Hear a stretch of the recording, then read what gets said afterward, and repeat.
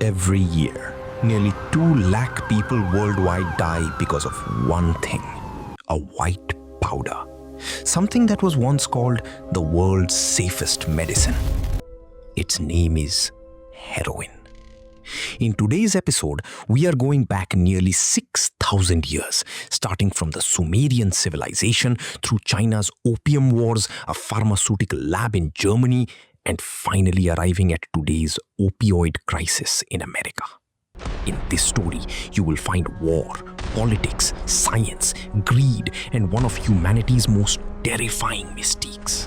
Stay until the end, because there is a piece of information that might just save the life of someone around you. The story begins about 5,000 to 6,000 years ago in the Sumerian civilization located in modern-day Iraq. They cultivated a flower, the poppy flower. If you cut the seed pod of this flower, a milky white sap would ooze out. Once dried, it turned into a sticky brown substance, opium. The Sumerians called this plant Hul-gil, which means the joy plant. They didn't know how dangerous it could be. Back then, it was used as a painkiller for sleep disorders and even in religious ceremonies. Later, this knowledge spread to Egypt. Ancient Egyptian doctors used opium as a painkiller and as medicine to stop children from crying, which by today's standards is a horrifying practice. It also reached Greece. The Greek god Hypnos, god of sleep, and Morpheus, god of dreams, were often depicted holding poppy flowers in sculptures. From here, a word will later emerge that sits at the very center of this story: morphine. But that comes much later. For centuries, Arab merchants carried opium along the Silk Road to India and China.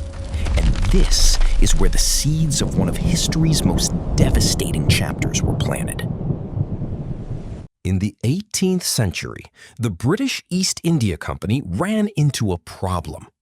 They bought massive amounts of tea, silk, and porcelain from China. But China bought almost nothing from the British. As a result, Britain's silver and gold were draining into China every day. As a solution, the British made a terrifying decision. They forced the massive cultivation of opium in India, especially in Bengal, and started forcefully selling it to China. In many places, Bengali farmers were coerced into growing opium. Within a few years, millions of Chinese people became addicted to opium. The Chinese emperor tried to ban it and destroyed opium shipments at the ports. In response, Britain declared war. This was the First Opium War, 1839 to 1842. China lost against Britain's modern navy. As a result, Hong Kong fell into British hands, and China was forced to keep the opium trade open. Then came the Second Opium War, 1856 to 1860, resulting in another defeat for China. By 1900, an estimated 13.5 million people in China had become addicted to opium. This wasn't just a drug crisis, it had become a political weapon to weaken an entire nation. But the strangest twist in this story was yet to come, and this time, it wouldn't happen on a battlefield, but in a laboratory. In 1804, a young German pharmacist named Friedrich Serturner managed to isolate a pure chemical compound from opium. He named it morphium, after the Greek god of dreams, Morpheus. Today, we know it as morphine. Morphine was exponentially stronger than opium. Doctors welcomed it as the greatest blessing of the battlefield because it could relieve pain in ways that were never before possible. Then, in 1853, came the hypodermic syringe. This invention opened the door to delivering morphine directly into the bloodstream, making its effects even more intense.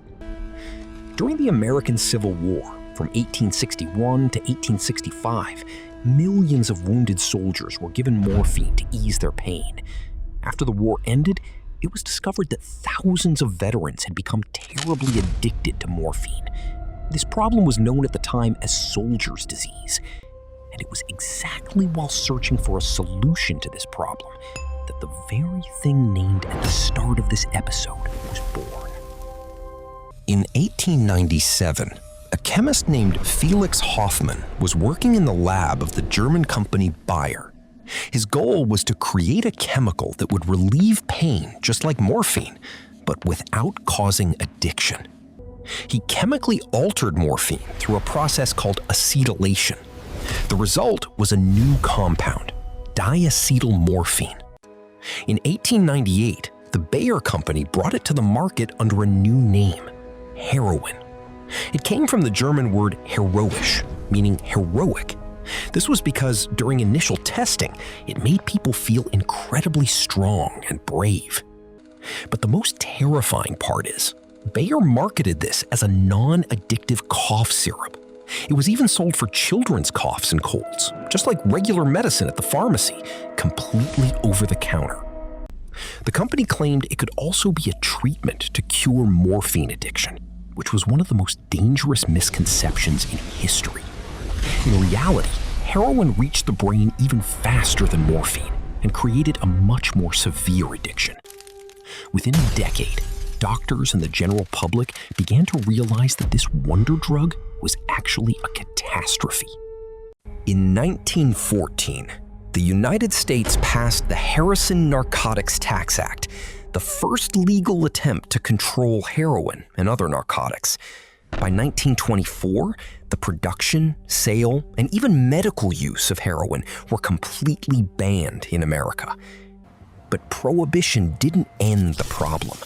Instead, it pushed it into the underworld. Where the legal market closed, the black market was born. Organized crime syndicates took control of heroin production and trafficking. Asia's Golden Triangle, Myanmar, Laos, Thailand, and later the Golden Crescent, Afghanistan, Pakistan, Iran, emerged as the world's largest illegal opium-producing regions. In the 60s and 70s, thousands of American soldiers deployed in the Vietnam War became addicted due to the easy availability of heroin.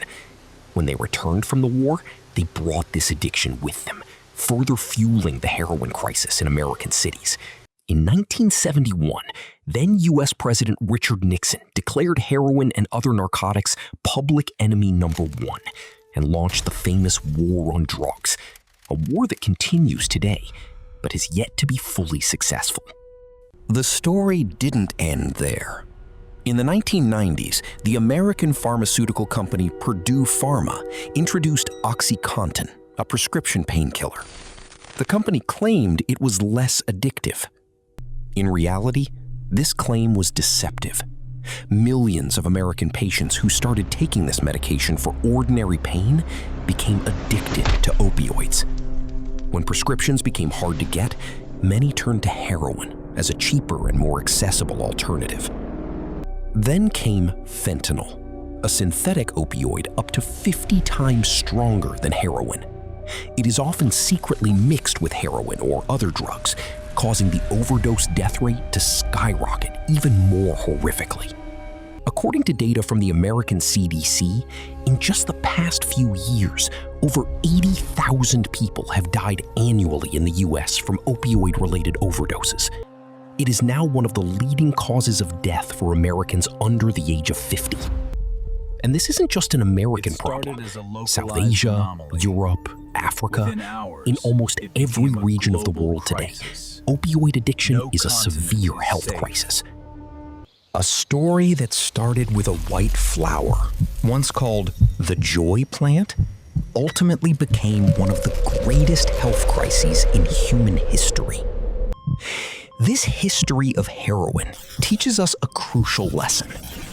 Just because something is claimed to be safe or non-addictive doesn't mean it truly is. From the Bayer company's false claims to today's OxyContin, the exact same pattern has repeated itself time and time again. If someone you know is struggling with addiction, remember, It is a medical condition, not a weakness. Asking for help, contacting a doctor, or reaching out to a rehabilitation center, that is the first and bravest step. History shows us how science, politics, and corporate greed can intertwine to devastate human lives. But history also teaches us that awareness and accurate information can break this cycle. What do you think? How surprised were you to learn this history? Let me know in the comments.